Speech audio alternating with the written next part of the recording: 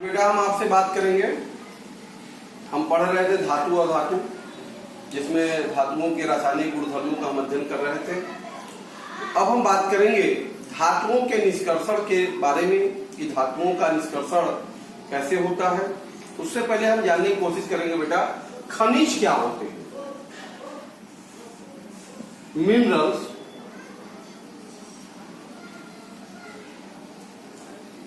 देखिए भाई,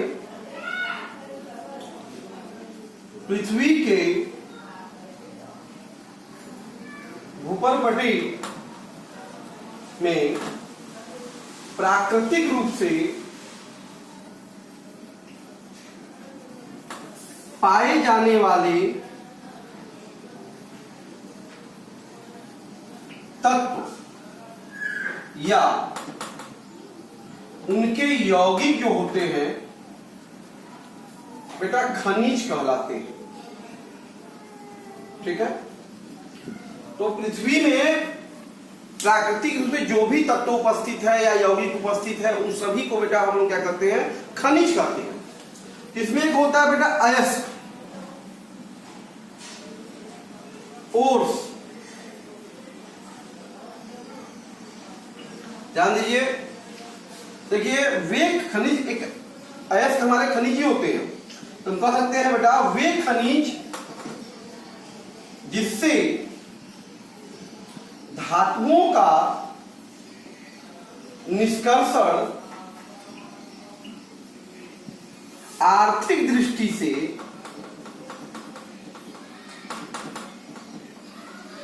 लाभप्रद हो,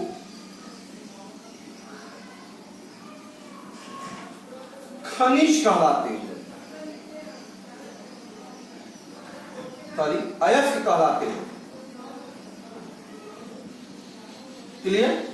तो कहने का मतलब अयस्क हमारे खनिज ही हैं, लेकिन वे खनिज जिससे धातु के निष्कर्षण में बहुत ज्यादा खर्च न गिरता हो, लागत न गिरता हो, इकोनॉमिकली हमारा लाभ होता हो, तो उसे हम लोग क्या कहेंगे, अयस्क कहेंगे।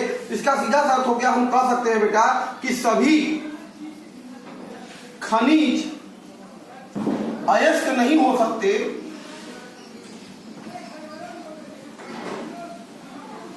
परंतु सभी अयस्क जो होते हैं बेटा वो खनिज होते हैं। क्लियर? अयस्कों से ही बेटा, अयस्कों से ही धातु का निष्कर्षण किया जाता है। क्लियर है बेटा? धातुओं का निष्कर्षण, धातुओं का निष्कर्षण, तो ध्यान दीजिएगा अभिक्रियाशीलता के आधार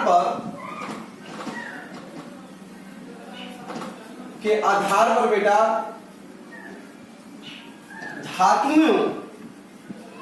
धातुओं को 3 वर्गों में बांटा गया है।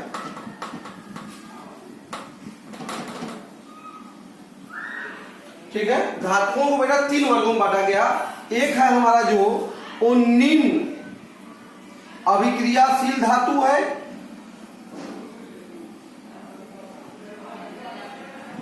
और एक बेटा है जो हमारा मध्यम अभिक्रियाशील धातु है,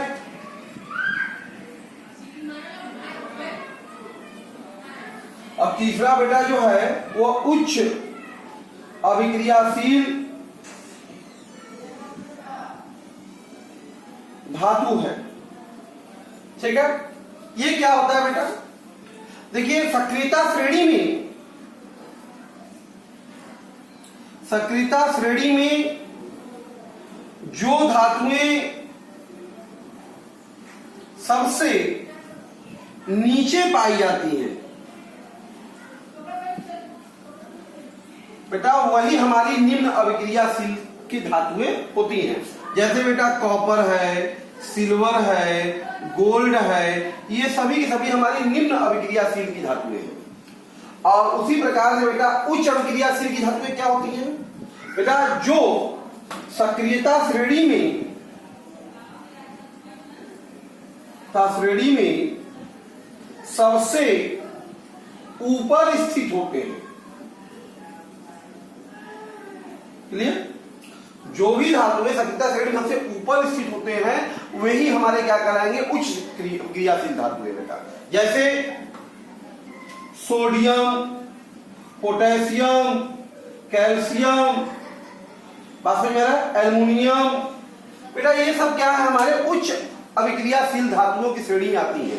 तो तीसरा जो हमारे पास आ गया बेटा मध्य अभिक्रियाशील धातु। तो भाई हम कह सकते हैं जिनकी अभिक्रियाशीलता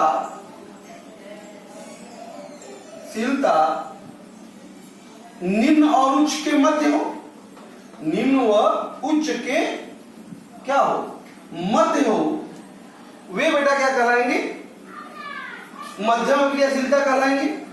क्लियर? तो ये जो होते हैं बेटा, ये सक्रियता श्रेणी में, ये जो है सक्रियता श्रेणी में मध्य में पाए जाते हैं बेटा। जैसे आयरन, जिंक, लेड इत्यादि बहुत से हैं इस तरह से बीच में हमारे जो धातु हैं वो मध्यम अभिक्रियाशील की धातुएं होती हैं बेटा। अच्छा, जो सक्रियता जो निम्न अभिक्रियाशील धातु होते हैं बेटा, ध्यान दीजिएगा, जो निम्न अभिक्रियाशील की धातुएं हैं हमारी, इसको तीन कैटेगरी में हम आपको कंपेरेबल में अध्ययन कर रहे हैं। तो ये बहुत कम क्रियाशीलता के कारण ये बेटा प्रकृति में स्वतंत्र अवस्था में पाए जाते हैं। क्लियर है? इस तरह की जो धातुएं होते हैं प्रकृति में स्वतंत्र अवस्था में पाए जाते हैं, तथा कुछ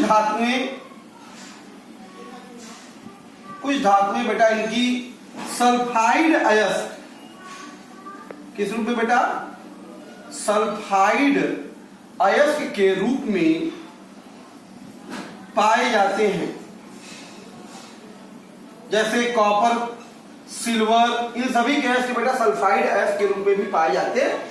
ये निम्न अभिक्रियाशील की श्रेणी की धातुएं होती है, वे सामान्यतः मुक्त अवस्था में या सल्फाइड अयस्कों के रूप में भी पाए जाते हैं।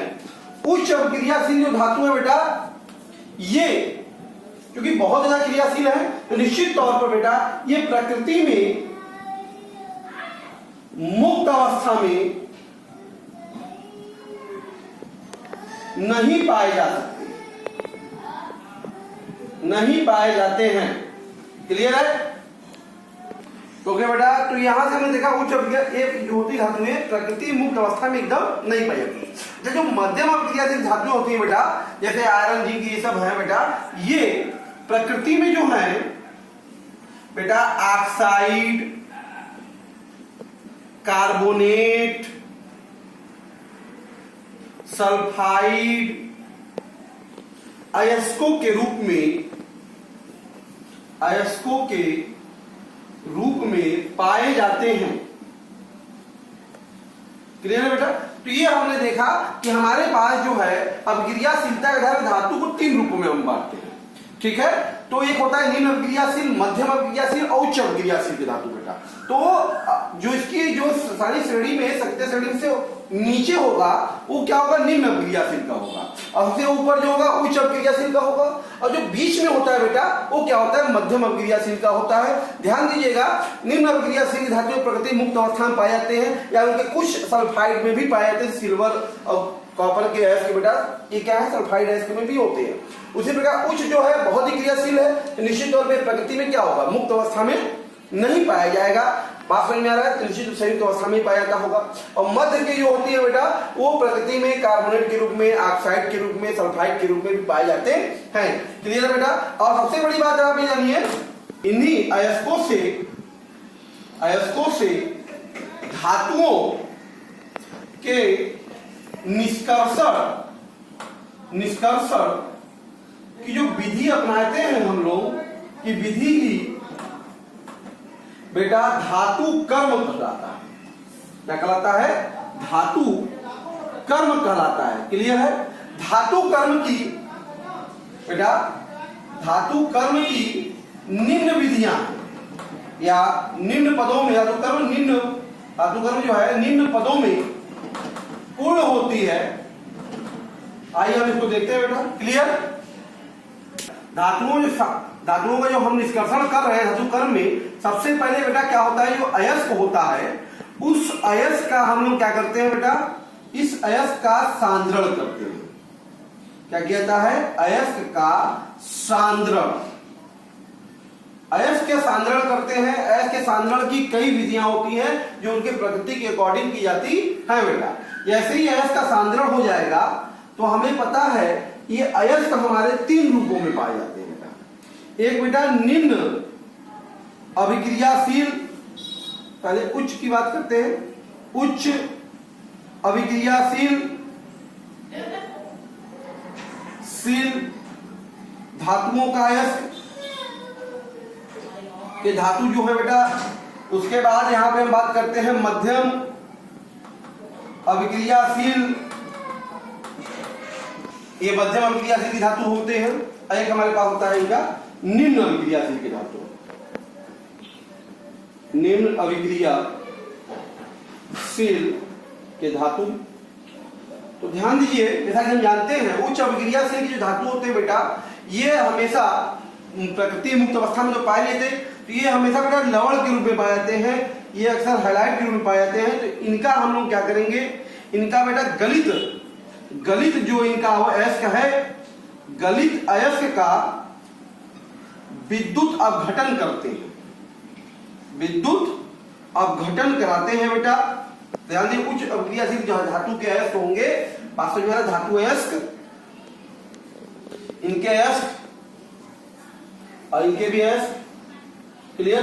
तो उच्च अभिक्रियाशील धातु के जो अयस्क होते हैं वो प्रकृति में क्या होंगे, मुक्त अवस्था में नहीं पाए जाएंगे। उनका क्या करना होगा, हमें प्राप्त करना है निष्कर्षण, तो हमें क्या करना होगा, विद्युत अपघटन कराना होगा। तो विद्युत अपघटन जैसे ही कराएंगे तो हमको क्या मिलेगा बेटा, धातु प्राप्त होता है, गलित धातु प्राप्त होता है हमें, क्लियर है। इस तरह से यहाँ पे धातु हमें प्राप्त होता है कैथोड पर, खासतौर पे ध्यान दीजिएगा। उसी तरह से मध्यम अभिक्रियाशील की जो धातु है इसका बेटा, हमने बताया ये 2 रूपों में पाया जाता है। किस रूप में पाया जाता है बेटा, कार्बोनेट अयस्क में भी, ये कार्बोनेट अयस्क के रूप में पाया जाता है, और सल्फाइड अयस्क के रूप में पाया जाता है। तो मध्यम अभिक्रियाशील धातु बेटा 2 रूपों में पाए जाते हैं, कार्बोनेट अयस्क और सल्फाइड अयस्क। तो बेटा कार्बोनेट अयस्क से हम लोग सबसे पहले इसका क्या करेंगे, हम लोग बेटा निस्तापन करेंगे। क्या करेंगे, इसका कार्बोनेट अयस्क का क्या होता है, निस्तापन होता है। और सल्फाइडो अयस्क का क्या होता है बेटा, भर्जन होता है। क्या होता है, कैल्सिनेशन एंड रोस्टिंग, ठीक है। निस्तापन और भर्जन, ये दोनों क्रियाओं से प्राप्त होता क्या है, एक्चुअल में कार्बोनेट अयस्क का निस्तापन करेंगे, सल्फाइड अयस्क का भर्जन करेंगे, और दोनों से ही हमको बेटा धातु ऑक्साइड प्राप्त होगा। क्या प्राप्त होगा बेटा, धातु ऑक्साइड प्राप्त होगा। जैसे ही धातु ऑक्साइड प्राप्त हो जाएगा तो हमें उसका क्या करना होगा, धातु ऑक्साइड का बेटा धातु में अपचयन करा देंगे। क्या कराना होगा, धातु में अपचयन कराना पड़ेगा, ऑक्साइड को धातु में बदल देंगे। तो यहाँ जो धातु मिलेगा अशुद्ध प्राप्त होगा, तो निश्चित तौर पे ये जो धातु होगा वो अशुद्ध धातु होगा। तो हमें उसे क्या करना पड़ेगा, शुद्ध करने के लिए धातु का परिष्करण करना पड़ेगा। क्या करना पड़ेगा, परिष्करण, तो शुद्धिकरण करना पड़ेगा। तो ये इस तरह से मध्य धातुओं का हमें धातु तक पहुंचने का तरीका है। इसी प्रकार से जो निम्न क्रियाशील धातुएं होती हैं अयस्क बेटा, आप सबको पता है ये अक्सर सल्फाइड अयस्क के रूप में होते हैं। क्या होते हैं, सल्फाइड अयस्क होते हैं। तो निश्चित तौर पे हमें इसका क्या करना होगा बेटा, भर्जन करेंगे। क्या करेंगे, इसका भर्जन। तो भर्जन करेंगे तो हमें क्या मिलेगा, धातु ऑक्साइड मिलेगा। क्या मिलेगा, धातु ऑक्साइड। तो धातु ऑक्साइड जैसे मिला, धातु ऑक्साइड क्या कर देंगे बेटा, धातु में अपचयन करा देंगे। धातु में क्या करा देंगे, अपचयन। और धातु में अपचयन हो गया तो क्या करेंगे, परिष्करण कर देंगे।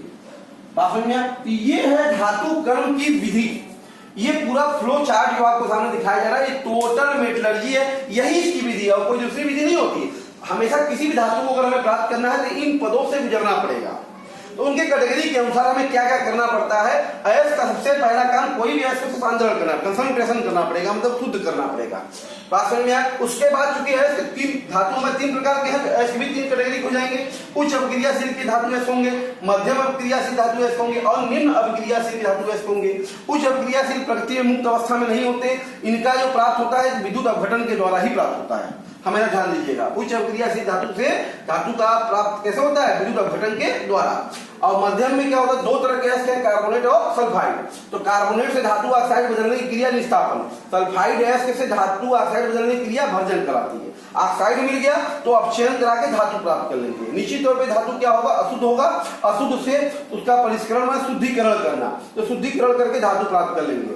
उसी प्रकार से निम्न क्रियाशील धातु है, उसको किस रूप में होता है, सल्फाइड अयस्क के रूप में। तो निश्चित तौर पे क्या करना पड़ेगा, भर्जन करना पड़ेगा। तो भर्जन से क्या प्राप्त होगा आपको, धातु ऑक्साइड। और धातु ऑक्साइड से क्या होगा, धातु बनाना है तो क्या करना होगा, अपक्षयन करना पड़ेगा, और अपक्षयन के बाद शुद्धिकरण परिष्करण करेंगे। तो ये धातु कर्म की विधियां हैं। क्लियर है बेटा। तो धातु कर्म की प्रक्रियाओं में हमने देखा, निष्कर्षण की प्रक्रियाओं में सबसे पहले बेटा हमें क्या करना चाहिए, जो अयस्क है उसका समृद्धिकरण करना चाहिए, इनरिचमेंट होता है।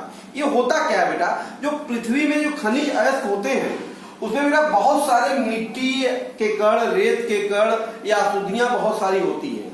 तो इन्हीं अशुद्धियों को, खनिज में पाए जाने वाली जो अशुद्धियां होती हैं, रेत होते हैं, उनको बेटा गैंग कहते हैं। पूछा भी जाता है कई बार कि गैंग क्या है, तो गैंग क्या है, सिंपली खनिज में पाए जाने वाली जो मिट्टी या बालू के कण जो अशुद्धियां होती हैं उसी को बेटा हम क्या कहते हैं, गैंग कहते हैं। तो निष्कर्षण करने से पहले हमें क्या करना होगा, इनसे अशुद्धियों को, मतलब इन गैंग को बाहर करना आवश्यक है। क्लियर है। तो अयस्क से अशुद्धियों को बाहर करने की जो प्रक्रिया है वही क्या कहलाती है बेटा, अयस्क का समृद्धिकरण कहलाता है। मतलब अयस्क की अशुद्धि को बाहर निकाल देना। और ये करना जो होगा निश्चित तौर पे किस पर निर्भर करता होगा, समृद्धिकरण प्रक्रिया बेटा अयस्क का भौतिक और रासायनिक गुणधर्म पे आधारित होता है। तो हमारा जैसा अयस्क होगा नेचर, उस प्रकार का उसमें अशुद्धि का नेचर कैसा है, गैंग की प्रकृति कैसी है, इस तरह के नेचर को जानकर हम समृद्धिकरण की विधियों को अपनाते होंगे। क्लियर है बेटा। सक्रियता श्रेणी में नीचे आने वाली धातुओं का निष्कर्षण। तो ध्यान दीजिएगा कि सक्रियता श्रेणी में बेटा, सक्रियता श्रेणी में नीचे आने वाली धातुएं हैं, धातु जो होते हैं बेटा के ऑक्साइड को या के अयस्कों को सीधे गर्म करके धातु को प्राप्त किया जा सकता है। बहुत ही सिंपल तरीका है ये सिर्फ और सिर्फ बेटा निम्न श्रेणी जो निम्न क्रियाशील की धातु है वहां पर इनके अयस्कों को सीधा गर्म कर दीजिए और गर्म करने से हमको धातु प्राप्त हो जाएगा बेटा। जैसे एग्जांपल में बात करें, सीने बार बेटा ये आपका मरकरी का ऑक्साइड सल्फाइड है HgS, जिसको बेटा हम लोग मर्क्यूरिक सल्फाइड कहते हैं। ठीक है। तो सीने बार है बेटा, इनको हम लोग क्या करते हैं, इन मरकरी सीने बार से मरकरी का निष्कर्षण जो है बेटा, निष्कर्षण सीधे गर्म करने पर होता है। ठीक है। सीधा गर्म कर दीजिए तो हमको मरकरी प्राप्त हो जाएगा सीने बार को। होगा क्या बेटा, जैसे HgS है सीने बार है, इसको जैसे ही वायु में गर्म करेंगे, तो कौन सा इसका सल्फाइड है इसका, ये प्रक्रिया बेटा क्या कराएगी, भर्जन कराएगी। निश्चित तौर पे कि गर्म हो रहा है, ठीक है, भर्जन हो रहा है रोस्टिंग। तो गर्म करने से पहले क्या होगा, मरकरी सल्फाइड है तो ऑक्साइड में बदलेगा बेटा HgO और 2SO2, इसको बैलेंस कर दीजिए बेटा 3O2। तो यहां से पहले ऑक्साइड मिलेगा, फिर ऑक्साइड जैसे ही मिला बेटा, इस ऑक्साइड को हम क्या करेंगे, गर्म कर देंगे, जिससे ये क्या हो जाएगा, मरकरी धातु में अपक्षयित हो जाएगा। तो आपने देखा ना कि निम्न श्रेणी का जो धातु है उनको सीधे गर्म कर हम लोग धातु में इनका क्या करा रहे हैं, अपक्षयन करा ले रहे हैं। इसी तरह से प्रकृति में कॉपर का जो अयस्क है, ध्यान दीजिए बेटा, ये क्यूप्रस सल्फाइड के रूप में पाया जाता है, इनको भी सीधे गर्म करके हम लोग इसके कॉपर धातु को प्राप्त कर सकते हैं। होता क्या होगा, जब क्यूप्रस सल्फाइड को बेटा जब हम लोग गर्म करते हैं तो ये भी सल्फाइड है, तो ये क्रिया क्या कहलाएगी, भर्जनी कहलाएगी। तो ये किसमें जाएगा बेटा, ऑक्साइड में चला जाएगा। ठीक है, ये क्या चला जाएगा, ऑक्साइड में। और जैसे ही ऑक्साइड आपको ध्यान दीजिए मिला, पास में आ रहा है, इसको गर्म कर दीजिए आप, पास में आ रहा है, ये कांटेक्ट में ध्यान दीजिएगा, ये Cu2s के साथ, Cu2s के साथ ये गर्म होता है। ठीक है, मिक्सचर को गर्म करते हैं तो यहां पर ये क्या हो जाएगा बेटा, 6 कॉपर और प्लस SO2 बनाता है। तो इस तरह से आप देख रहे हैं कि गर्म करने से हमें कॉपर का भी हमें प्राप्त हो जा रहा है निम्न धातु। तो ये इस तरह से हमारे पास जो निम्न श्रेणी की धातुएं होती हैं उसका निष्कर्षण करने की विधि क्या है, सिंपली क्या करना है कि इनको गर्म कर देंगे तो हमें वो अयस्क होगा वो आसानी से अपने रूप में धातु के रूप में परिवर्तित हो जाएगा। जैसे हम सिनेबार से मरकरी प्राप्त कर ले रहे हैं, क्यूप्रस सल्फाइड से कॉपर को प्राप्त कर ले रहे हैं बेटा, क्लियर है, गर्म करने से प्राप्त हो जाता है।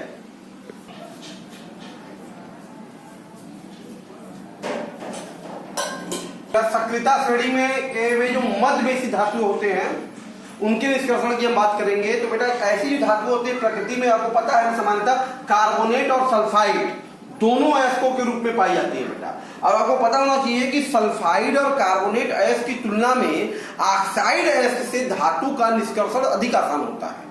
बात समझ में, इसीलिए हमें कार्बोनेट अयस्क हो चाहे सल्फाइड अयस्क हो, उसको पहले अपचयन करने से पहले हमें उसको ऑक्साइड में परिवर्तित करना अति आवश्यक है।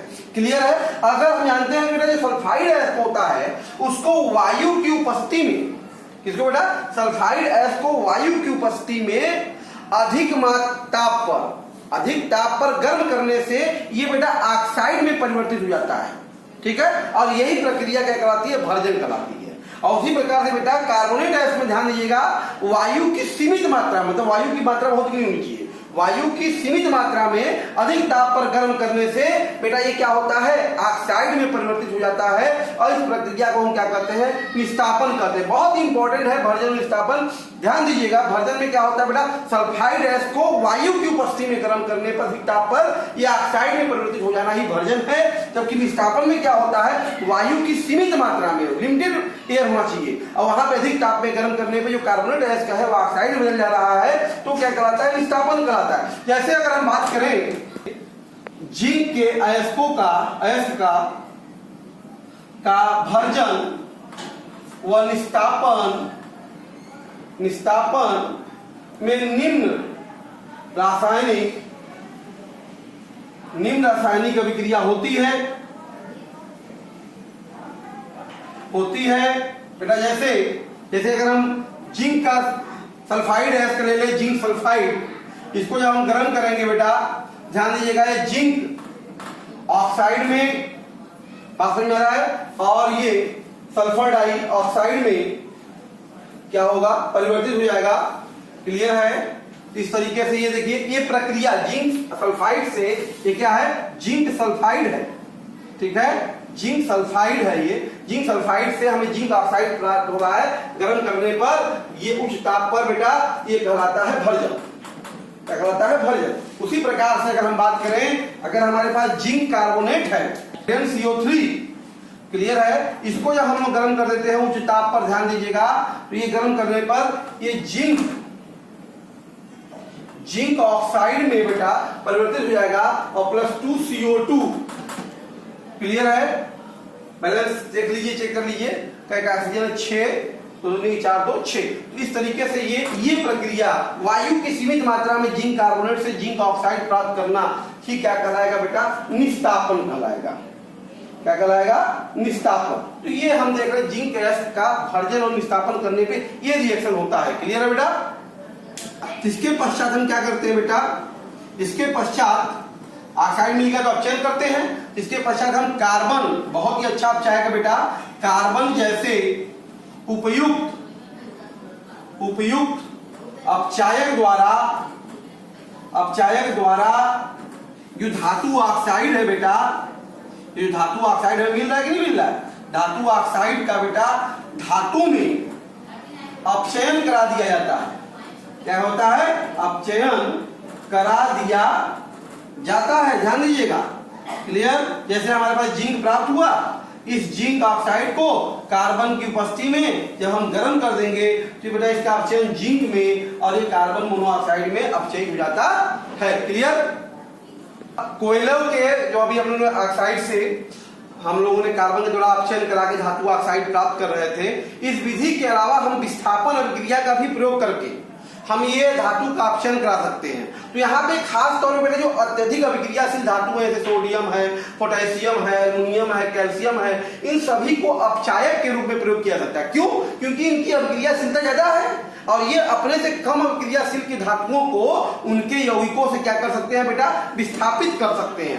जैसे अगर हम बात करें बेटा मैग्नीज डाइऑक्साइड को अगर एल्युमिनियम से क्रिया कराएंगे तो आपको पता है ना एल्युमिनियम मैग्नीज से अधिक सक्रिय धातु है, तो एल्युमिनियम क्या करेगा, मैग्नीज को विस्थापित कर देगा। देखिए मैग्नीज डाइऑक्साइड से एल्युमिनियम की क्रिया करा रहे हैं तो एल्युमिनियम ने क्या किया, यहां से मैग्नीज को विस्थापित कर दिया और स्वयं उसके स्थान पे आ गया। तो ये इस तरह से हम लोग क्या कर सकते हैं, विस्थापन अभिक्रिया का प्रयोग करके भी धातु को अपचयित करा सकते हैं। लेकिन ध्यान दीजिएगा ये जो क्रिया होती है बेटा विस्थापन की अभिक्रिया धातुओं के द्वारा, सक्रिय धातुओं के द्वारा, ये बहुत ही ज्यादा उष्माक्षेपी होती है, मतलब इसमें बहुत सारा उष्मा निकलता है और इसकी ऊर्जा इतनी प्रबल होती है जिसके कारण ये धातु जो मिलते हैं हमको गलित अवस्था में मिलते हैं, मॉल्टन स्टेट में मिलते हैं। क्लियर है, ध्यान दीजिएगा।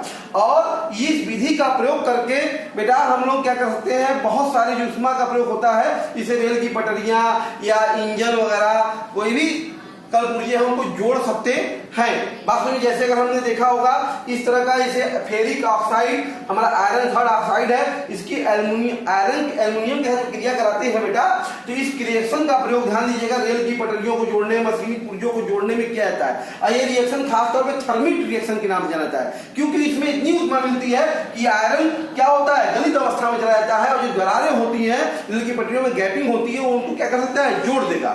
इसलिए इसे हम क्या करते हैं बेटा, थर्मिट रिएक्शन करते हैं। तो इस तरीके से हमारे पास जो मध्य श्रेणी की सक्रियता धातु है उनसे धातु का अपचयन, धातु के रूप में परिवर्तन हम इस तरह से कराते हैं। क्लियर है बेटा। तीसरा जो है हमारा बहुत ही उच्च अभिक्रियाशील सक्रियता का जो हमारा धातु है उनका निष्कर्षण हम करने की कोशिश करते हैं बेटा। तो ये बहुत अधिक अभिक्रियाशील होते हैं जिसके कारण इनका कार्बन के द्वारा जो अपचयन हम पीछे करा रहे थे यहाँ पर इनका अपचयन नहीं कराया जाता। क्यों? क्योंकि बहुत ज्यादा अभिक्रियाशील होते हैं। तो हमने पहले बताया था आपको चार्ट में कि इनका जो निष्कर्षण होता है बेटा विद्युत अपघटनीय अपचयन विधि के द्वारा किया जाता है।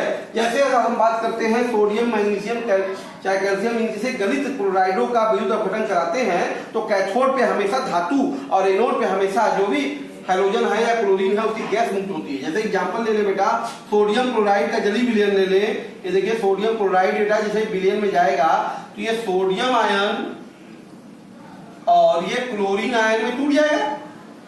जब विद्युत धारा हम प्रवाहित करते हैं बेटा, यहाँ पे विद्युत धारा प्रवाहित करते हैं तो एट कैथोड पर ध्यान दीजिएगा,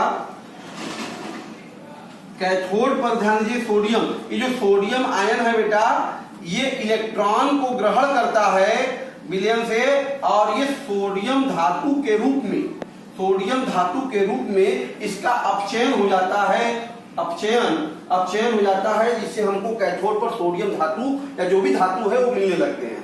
और उसी प्रकार से बेटा कैथोड पर जो हमारे ऋणायन है, जैसे ये ऋणायन है वो क्या करेगा, इलेक्ट्रॉनों का त्याग करके गैस के रूप में एनोड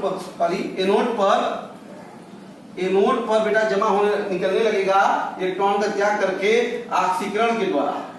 ठीक है, तो ये ऑक्सीकरण के द्वारा हमारा क्या है, एनोड पर क्लोरीन गैस और कैथोड पर सोडियम धातु विद्युत अपघटन की विधि के द्वारा प्राप्त होता है। क्लियर है। इसी प्रकार से इसी विधि का प्रयोग करके बेटा ध्यान दीजिएगा एल्यूमिना होता है, एल्युमिनियम ऑक्साइड का विद्युत अपघटन करके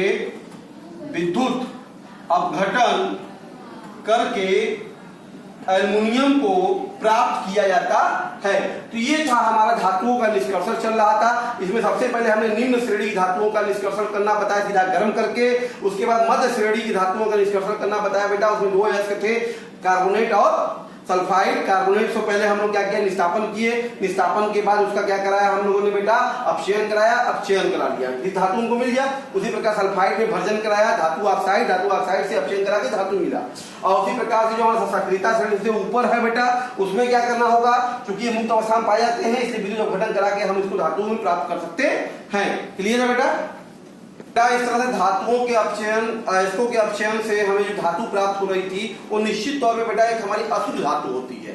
तो इस अशुद्ध धातु से हमें क्या करना पड़ेगा, शुद्ध धातु प्राप्त करना पड़ेगा। तो अशुद्ध धातु से शुद्ध धातु प्राप्त करने की जो विधि होती है वही क्या कहलाती है बेटा, धातुओं का परिष्करण कहलाती है। क्या कहलाती है, धातुओं का परिष्करण। तो धातुओं के परिष्करण की सबसे अच्छी विधि जो मानी गई है बेटा वो विद्युत अपघटनी विधि मानी गई है। इसमें होता क्या है बेटा, अपघटनी विधि में यहाँ पर क्या करते हैं, जो अशुद्ध धातु होता है हमारा उसको हम लोग भाई अशुद्ध धातु की एक प्लेट लेंगे और एक शुद्ध धातु की पतली प्लेट लेंगे।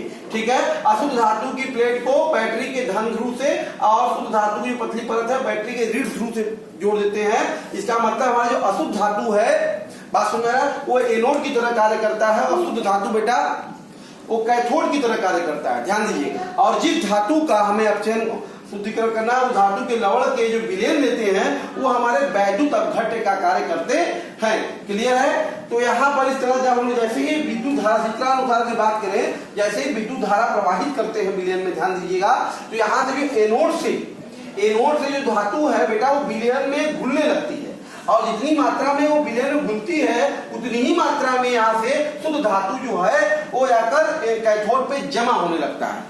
ठीक है। और जो अशुद्धियां तनी में जाती हैं वो बैठने लगती हैं ठीक एनोड के नीचे। इसको हम एनोड पंख के नाम से जानते हैं। तो ये है बेटा विद्युत अपघटनी परिष्करण विधि। इसके द्वारा copper, tin, nickel, zinc, silver, gold in सभी धातुओं का क्या किया जाता है, परिष्करण किया जाता है। जैसे यहाँ पे देखिए कॉपर के निष्कर्षण की बात हो रही, जो कॉपर का हमें धातु मिल रहा था वो अशुद्ध धातु है। वो अशुद्ध धातु का एक प्लेट ले लेंगे, वो उसको एनेट की तरह कार्य करेगा। एक शुद्ध कॉपर धातु की प्लेट लेंगे, वो कैथोड की तरह कार्य करेगा। और इनको क्या करते हैं बेटा, कॉपर सल्फेट के विलयन में डुबो देते हैं। जैसे ही विद्युत धारा प्रवाहित करेंगे विलयन में, तो तुरंत एनोड से जो अशुद्ध धातु है कॉपर, वो क्या होगा, विलयन में घुलना शुरू कर देगा और विलयन से उतनी ही मात्रा में कॉपर आयन धातु के रूप में कैथोड पर जमा होना लगेगा। और इसमें जो अशुद्धियां थी बेटा वो जल में एनोड के नीचे, ये जो अशुद्धियां बेटा एनोड के नीचे जमा होने लगती हैं, जिसको हम लोग एनोड पंख कहते हैं। इस तरह से हमको अंत में कैथोड पर शुद्ध धातु, शुद्ध कॉपर प्राप्त होने लगता है। तो ये अंत में फाइनली हमको शुद्ध धातु प्राप्त हो गया। तो हम आज आपसे बात कर रहे थे बेटा धातुओं के निष्कर्षण में धातु कर्म की विधि के बारे में, जो फाइनली हम लोगों ने समृद्धिकरण से शुरू करके उसके परिष्करण तक के सभी विधियों का वर्णन आज आपसे किया, जो कि बहुत ही इंपॉर्टेंट है बोर्ड में, ये हाई स्कूल में बहुत ही इंपॉर्टेंट बोर्ड में आता है बेटा। इसको आप ध्यान से पढ़िए, अच्छे समझिए, इसको तैयार करिए, बोर्ड के लिए बहुत ज्यादा इंपॉर्टेंट है। अलग अलग विधियां, भर्जन निष्ठापन में क्या अंतर है, निष्क्रिय धातु क्या है, मतलब उसके क्रियाशील धातु के प्रकार क्या है, जो बातें आपको बताई गई उन सभी बातों को अच्छे से ध्यान दीजिएगा। वीडियो अच्छा लगा बेटा इसको लाइक कीजिए, हमारे शेयर भी कीजिए, हमारे चैनल सब्सक्राइब कीजिए। ओके, धन्यवाद बेटा।